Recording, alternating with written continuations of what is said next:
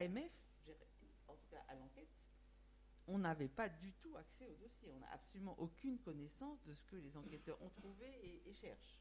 Et donc, pour toi, c'est un progrès ou Alors, la question est de savoir en réalité comment cette proposition va être mise en œuvre. Parce qu'on nous dit, et c'est ce qu'il y a dans le projet de charte, que ça va faire l'objet pour les personnes donc, qui sont susceptibles d'être mises en cause de l'envoi d'un courrier dit circonstancié, ou donc qui va préciser la nature exacte des faits, puisqu'il y a dans tous les dossiers, il peut y avoir différents faits d'abord et différentes qualifications possibles. Donc, ce courrier circonstancié décrirait les faits et la qualification juridique possible qui leur serait donnée. Elle donnerait également en annexe la copie des pièces qui permettent de comprendre les faits ou la qualification juridique et la liste des pièces que les enquêteurs souhaitent joindre à leur rapport. Alors, une fois qu'on a dit ça, évidemment, sur le premier point, il n'y aura pas de difficulté. J'imagine mal que le courrier circonstancié vise des faits différents de ceux qui, le cas échéant, sur lesquels ils instruisent. Pour autant, une sorte de pré-rapport ou c'est une sorte, effectivement, enfin, on peut le comprendre comme une vérification par les enquêteurs de ce que la thèse dans laquelle ils avancent n'est pas totalement éloignée des réalités. Quand on est, par exemple, sur l'autre contrôle, sur le service des contrôles des prestataires de services d'investissement, le rapport de contrôle, est toujours adressé sous forme de projet à l'établissement, de sorte à ce que l'établissement réponde à ce pré-rapport en fournissant tous les éléments qui lui sont utiles. Mais à t'entendre, on a l'impression que c'est plus une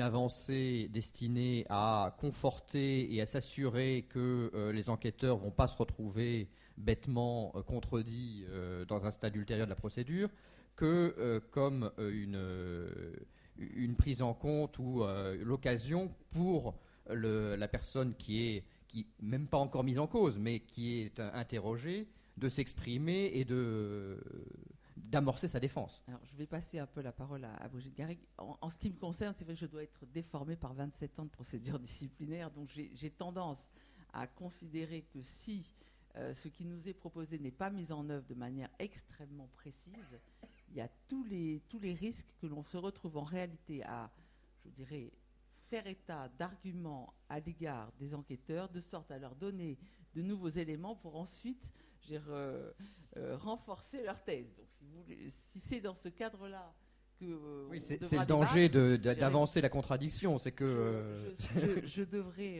évidemment conseiller à nos clients d'être extrêmement prudents dans le maniement de la réponse au courrier circonstancié. Mais je vais passer la parole à Brigitte Garrigue, qu'elle vous donne son point de vue. Merci. C'est effectivement un risque, et ça sera effectivement tout l'art de l'avocat, donc du conseil, de bien mesurer la portée des premières réponses avant passage du rapport d'enquête devant le collège de l'AMF, des premières réponses de ses clients. Pourquoi ? Parce que ces premières réponses pourront évidemment également servir, si j'ose dire, à ajuster le tir. Donc, en réalité, le mécanisme est conçu comme un progrès. Il y a tout de même des acquis. Auparavant, il était possible, et on l'a vu dans certaines grosses affaires, que des personnes se retrouvent destinataires de notification de grief alors même qu'elles n'avaient pas été entendues dans la procédure d'enquête, ce qui n'était tout de même pas tout à fait acceptable. Donc, désormais, toute personne devra être entendue. Autre acquis, puisqu'il y a tout de même d'autres acquis, il est porté à la connaissance des personnes susceptibles d'être mises en cause ultérieurement par le collège, les faits, les qualifications juridiques de ces faits susceptibles d'entraîner l'envoi d'une notification des griefs. Cela permettra, à minima, aux destinataires de ce courrier d'éviter, sans peut-être entrer dans le détail absolu de leur défense à venir, mais d'éviter l'erreur manifeste d'appréciation ou de rectifier l'erreur manifeste d'appréciation qui pourrait être en dehors de cette réponse, celle du collège qui statuerait sans que ce contradictoire intervienne. Alors, Maître Samuelian a cité l'exemple de la phase de contrôle où le prestataire de services d'investissement se voit adresser le rapport de contrôle avant que celui-ci ne passe devant le collège de l'AMF qui va statuer sur les griefs. Ceci est possible en matière de contrôle. Je crains que l'équivalent ne le soit pas en matière d'enquête. Pourquoi ? Parce que le rapport de contrôle intéresse exclusivement le fonctionnement du prestataire de services d'investissement concerné. En revanche, le périmètre du rapport d'enquête est beaucoup plus large et les activités de tierces personnes par rapport à celles qui sont susceptibles de recevoir une notification de grief peuvent apparaître dans le rapport.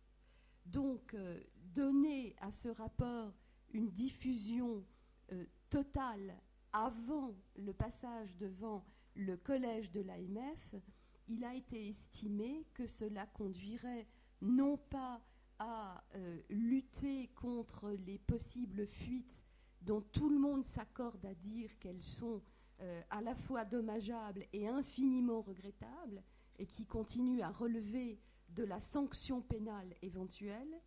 Et donc, pour cette raison, pour ne pas permettre que ces fuites puissent avoir un fondement sur l'écrit du projet de rapport d'enquête, ce projet de rapport n'est pas communiqué à la personne susceptible d'être mise en cause.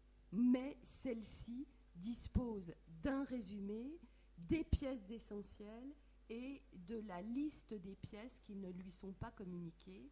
Elle a 1 mois en principe, alors sous réserve de derniers ajustements du texte dont vous prendrez connaissance quand il sera publié.